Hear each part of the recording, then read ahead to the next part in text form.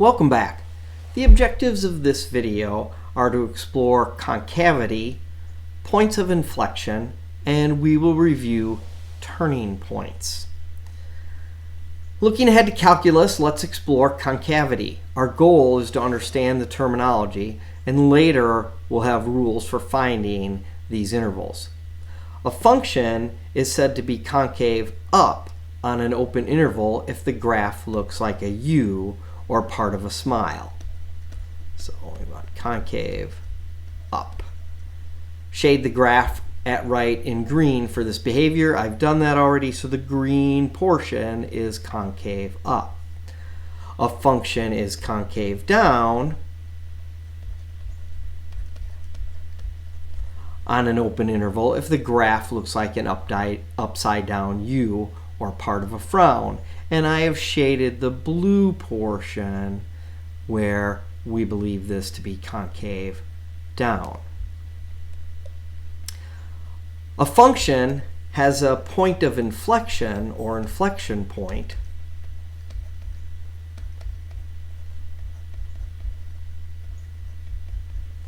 at C on an open interval if the graph changes concavity.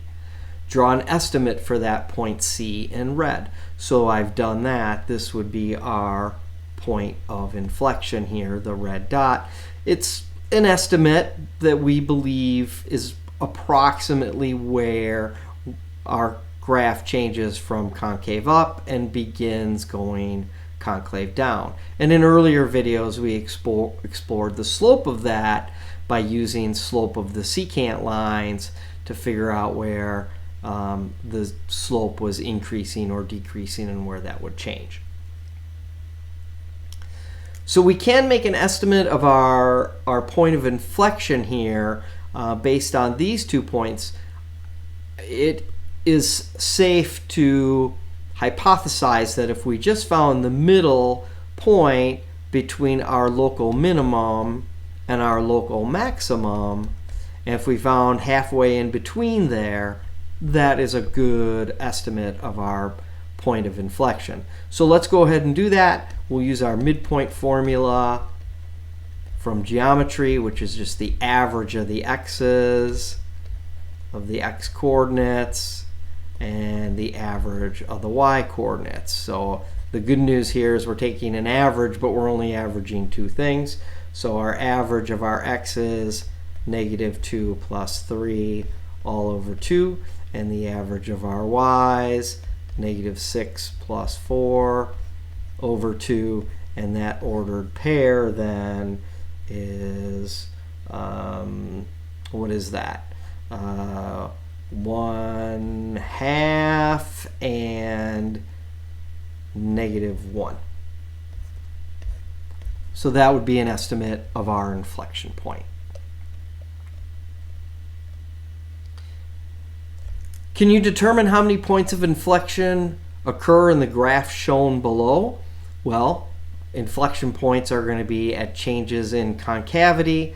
So our graph begins, it's concave up, and we've got a relative minimum point down here at -2, -6, and then we have a relative maximum somewhere here at about 1.5 and a little bit more than 1. So we would have a point of inflection here. And then as it's concave down here and then moves to concave up, we're going to have another point of inflection halfway between this maximum and this minimum. So we have 1, 2, 3 turns and 2 points of inflection. So I'll make those inflection points red to highlight those. So those would be approximately our inflection points. Okay, 2 points of inflection highlighted in red, and then we have 3 turns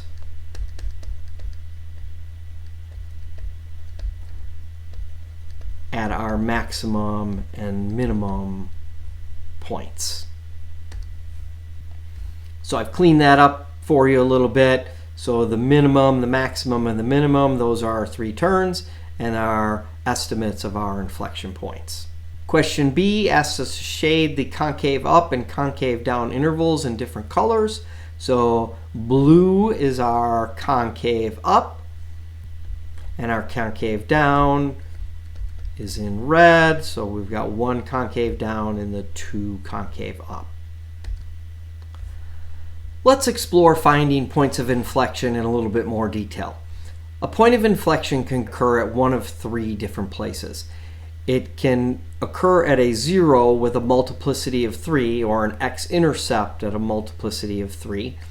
And I'll talk about multiplicity in just a second.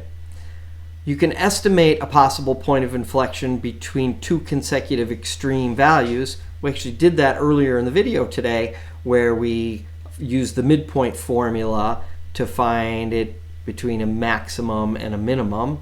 I would say that's going to be the midpoint formula between the max and the min. And estimate a possible point of inflection between a 0, multiplicity of 3, and the closest relative extreme value. And that we'll go through in a sample problem. But real quick, a multiplicity of 3, some of you may not have seen that before. That means an x-intercept shows up 3 times under the same value, or your function has 3 factors of some particular thing. So I have too many 3's here, but x minus 3 quantity cubed, this has a multiplicity of 3, and our x-intercept happens to be 3. So I took that from example 7, where our graph crosses the x-axis here at 3 and passes through that point, but it has a multiplicity of 3. And how I know that is because it passes through there and it has an odd multiplicity. I have also written a factor of x plus 4 squared. That has a multiplicity of 2 at negative 4, meaning on our graph at negative 4, that function is going to bounce because 2 is even, and even multiplicities bounce off the graph. Odd multiplicities pass through.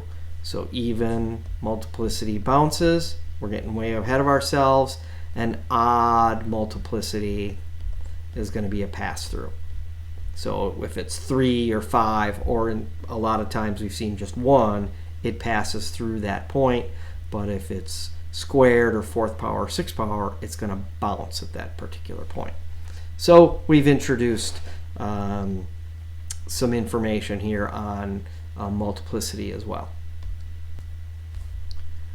Moving on to example 7. Given the graphs below, find the points of inflection by one of the 3 methods stated. Label and identify the coordinates of all points of inflection. State the method you use. So in A, I am going to use rule 1 for one of my inflection points here. In fact, we've got an inflection point right here at 3, because we've got a pass through and it looks like it changes concavity. I'm concave down and then I'm moving to concave up, and that is an x-intercept. It is a pass through, and since it changes concavity, that must be a multiplicity of 3. So I'm going to use rule 1, and I've got a 0 at x equals 3 with a multiplicity of 3.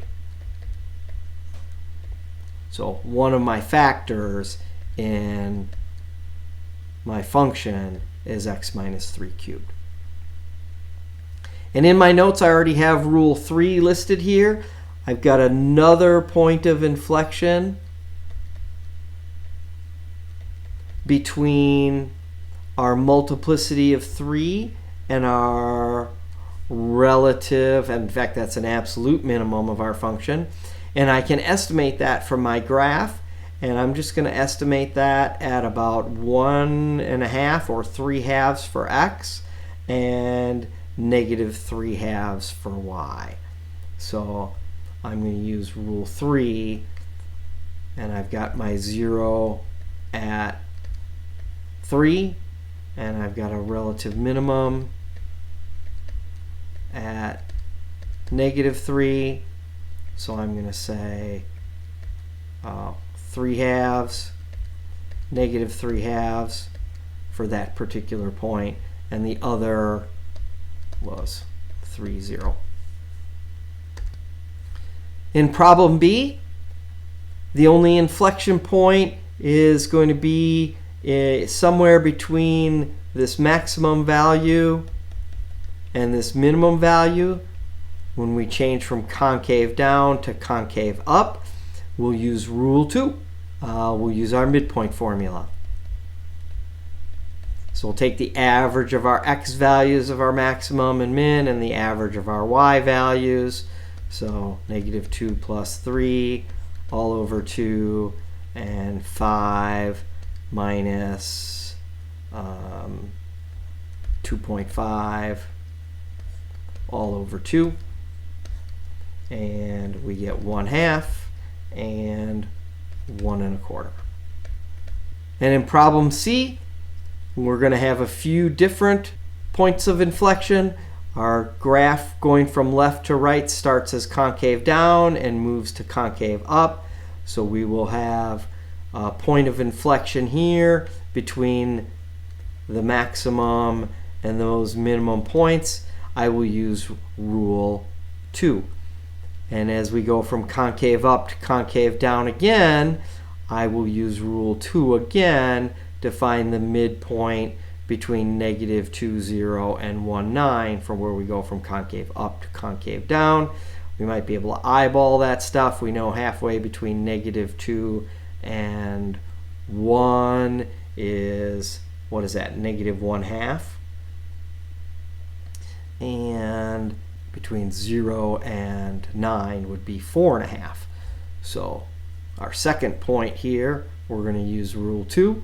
We can use our midpoint formula, which I did in my head, and we just eyeballed that. Halfway between -2 and 1 was -1/2, and halfway between 9 and 0 was 4.5. And we'll do the same thing here. I'll write that out. So -4 plus a -2 all over 2, and then, well, halfway between 4 and 0, that's going to be easy. So we get -3, 2. And we'll get some more practice with this when I see you in class.